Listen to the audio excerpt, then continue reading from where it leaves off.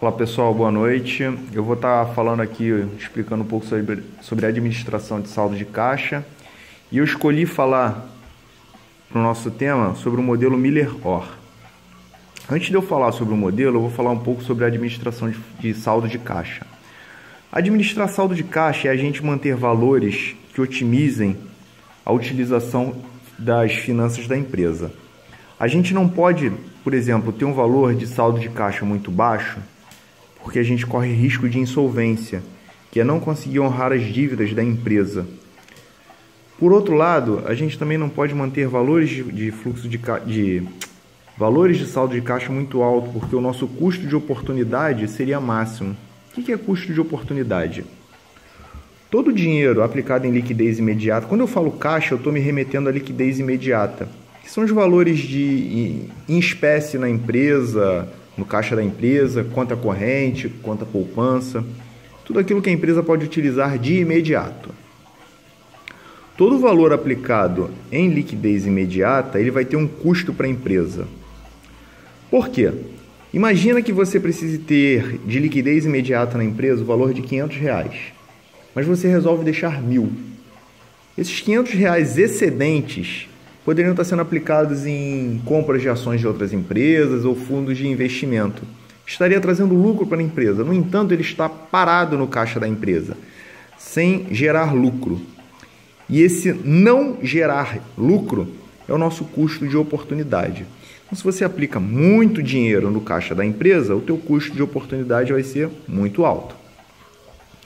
O modelo Miller-Orr se baseia em manter a liquidez da empresa dentro de um patamar mínimo e máximo.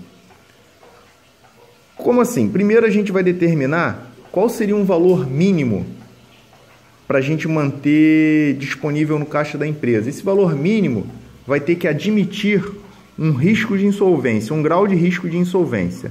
Se você deixa um valor muito baixo, o teu risco de insolvência é mais alto. Se você deixa muito dinheiro, o teu risco de insolvência é mais baixo. Em compensação, muito dinheiro, custo de oportunidade. O primeiro que a gente vai ter que determinar vai ser o valor mínimo para a gente manter no fluxo de caixa, no saldo de caixa dessa empresa.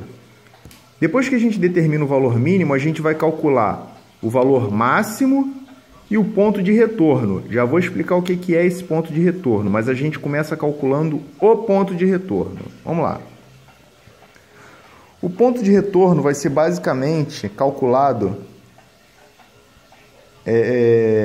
a partir do custo de conversão, variação dos fluxos de caixa líquido diário e custo de oportunidade diário dos recursos.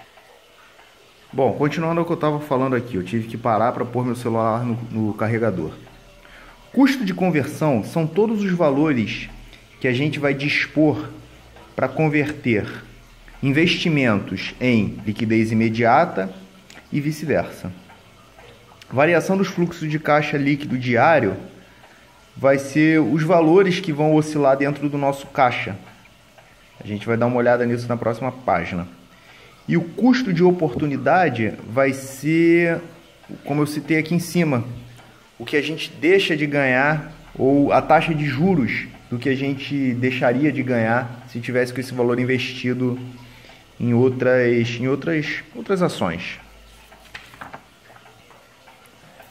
Para se calcular esse ponto médio, a gente vai aplicar essa fórmula aqui que foi desenvolvida, que é a raiz cúbica de 3 vezes o F é o custo de conversão, aqui o F é o custo de conversão, vezes a variância que é a nossa variação do fluxo de caixa, dividido por 4 vezes o valor de K. K é o custo de oportunidade da empresa. Aí eu estipulei uns valores aqui só para a gente poder entender um pouquinho melhor. Eu botei que o custo de conversão, dei um valor 5, fluxo de caixa eu botei 200, e o custo de oportunidade eu botei 0,5% ao dia.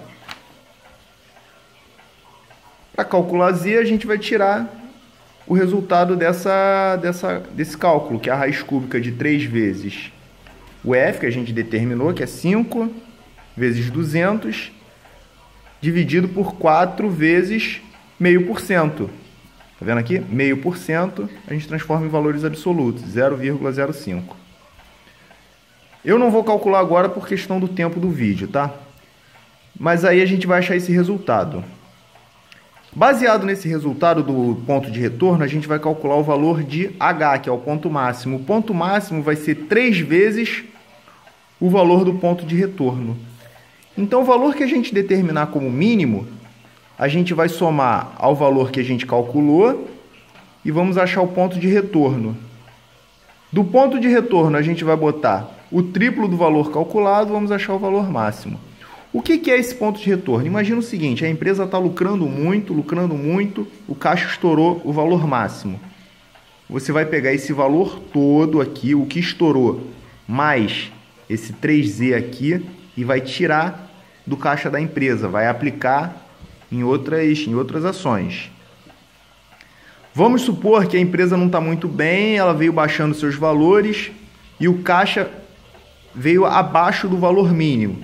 Você vai pegar outros investimentos e vai injetar dinheiro até o ponto de retorno. O ponto de retorno vai ser uma base para a gente quando os valores de caixa ultrapassarem o valor máximo ou o valor mínimo. Os problemas desse modelo do Miller-Orr são os seguintes. O primeiro é fixar os limites inferiores, que não é tão simples. A gente vai ter que admitir um grau de risco. Se você admite um grau de risco baixo, você tem custo de oportunidade alto. Se você admite um grau de risco, um risco de insolvência alto, teu custo de oportunidade vai ser mais baixo. Estimar o desvio padrão do fluxo de caixa. É muito difícil a gente estimar de uma empresa que está começando. Depois que a empresa está num funcionamento há um tempo, ela fica um pouco menos difícil, mas não é um valor exato, é apenas estimativa. Determinar a taxa de juros. A taxa de juros aqui. É um pouco complicado porque o mercado é muito oscilante, essas taxas podem variar, até de acordo com o tipo de investimento que a gente vai fazer. Então a gente vai precisar tirar uma certa média, usar um pouco do bom senso. E estimar os custos de conversão da compra e venda de títulos. Dependendo de como você faça essa compra e venda de títulos, fica um pouco menos difícil, porque você consegue, por exemplo, com uma corretora, talvez botar uns valores de conversão mais nítidos, que te facilitem um pouco estimar esses custos. Falou, gente? Um abraço aí, espero que vocês tenham entendido. E espero que eu tenha falado pouca bobagem também. Um abraço.